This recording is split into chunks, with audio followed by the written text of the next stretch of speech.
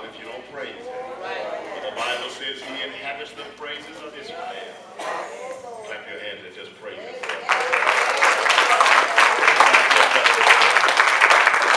Thank you, Jesus. Thank you, Jesus. Thank you, Jesus. It was you. It was you. It was you. It was you. It was you. It was you. It was you. Oh, thank you, Jesus.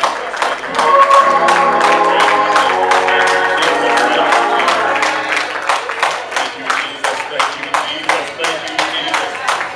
Thank you, Jesus. Thank you, Jesus. Thank you, Jesus. Thank you, Jesus. Thank you, Jesus. Thank you, Jesus. Thank you, Jesus. Nobody like the Lord. There's nobody like the Lord. There is nobody like the Lord. Hallelujah. Bless his holy name.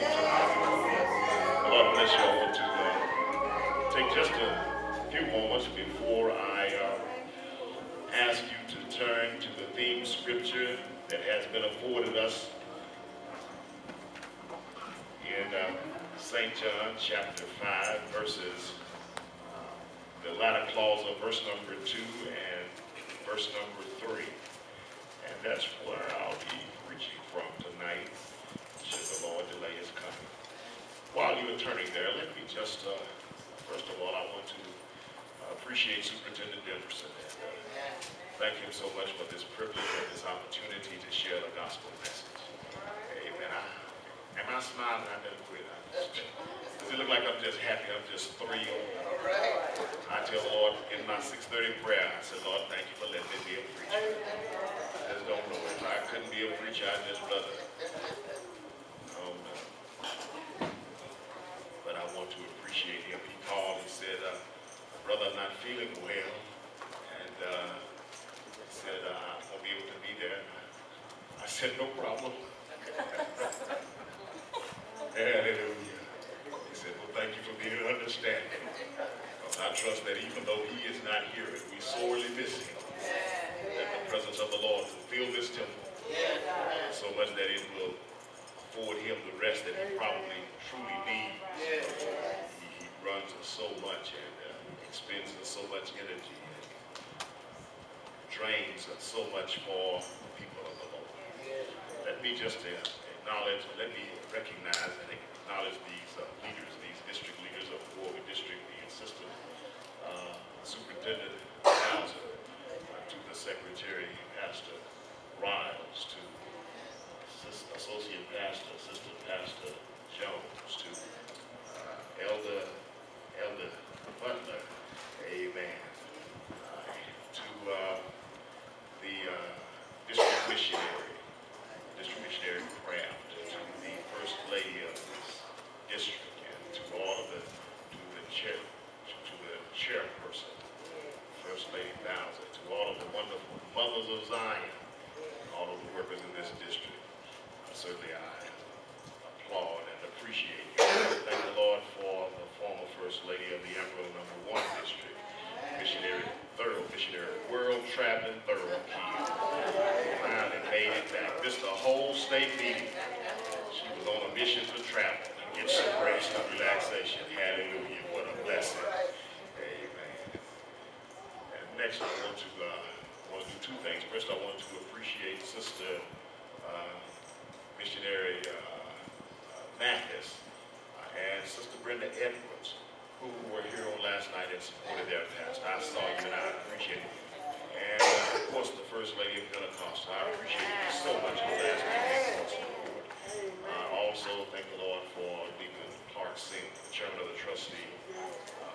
I appreciate him. He helps me so much and supports and drives and amen. I just appreciate him so much. Now, next thing I want to ask all of the members of Pentecostal who were present and the members of the Amarillo #2 district who were present, please stand. You are a member of the Amarillo #2 district, member of Pentecostal, please stand.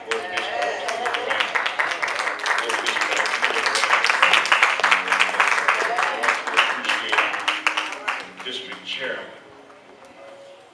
Chairman Oates, he called me today and we talked a few minutes. He said, well, I'll see you tonight. I said, what's going on tonight? Amen. I said, oh yeah, that's right. I almost forgot for a moment, and I certainly appreciate our evangelist president and elect lady for their presence on last evening as well as this evening.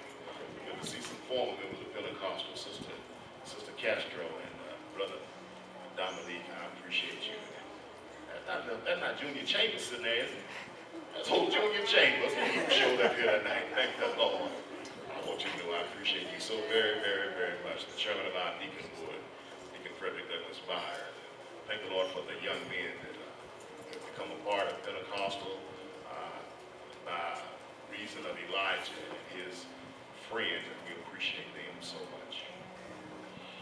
On last evening, I preached, what did I talk about last night? Don't be fooled, there is a new season. All right, something like that. Don't be fooled. There is a due season. And really last night I had a couple of scriptures, but I should have started with verse number 4 that said, for an angel went down at a certain season into the pool and troubled the water. And I should have started there, but I was just excited and I just didn't start there. But I'm going to try to start right tonight. A theme has been afforded for this time of preaching, and the theme is taking advantage of your season. For tonight, I want to consider the latter clause of the second verse and the third verse. There you will find these words, and maybe I'll just read verse number 2. Now there is at Jerusalem by the sheep market a pool, which is called in the Hebrew tongue Bethesda, having 5 porches.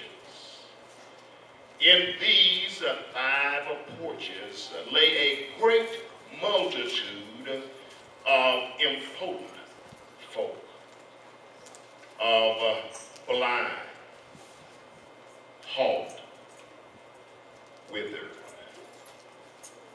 A great multitude of powerless folk, impotent folk, of blind folk that cannot see, of halt, and of withered that are restricted either in their hands or their feet. And they lay there waiting for the moving of the water. That's as much as I want to deal with tonight, and I'll deal with some more tomorrow night. But I want to talk from this little thought. Will you say after me, a place called Bethesda. Before I start preaching, let me just, I was preaching an anniversary in Lubbock, and a couple of weeks ago, and one of the things that I said, as I talked about 8 ways to encourage your pastor, one of those was to be supportive vocally. That means say amen. I came up tonight. One preacher said to me, Pastor, I don't know how you did it last night. So they just sit there and looked at you. But you sure did preaching. I sure did enjoy you. I'm just saying what he said. I'm not even going to bother y'all about that. I'll just let y'all make the decision.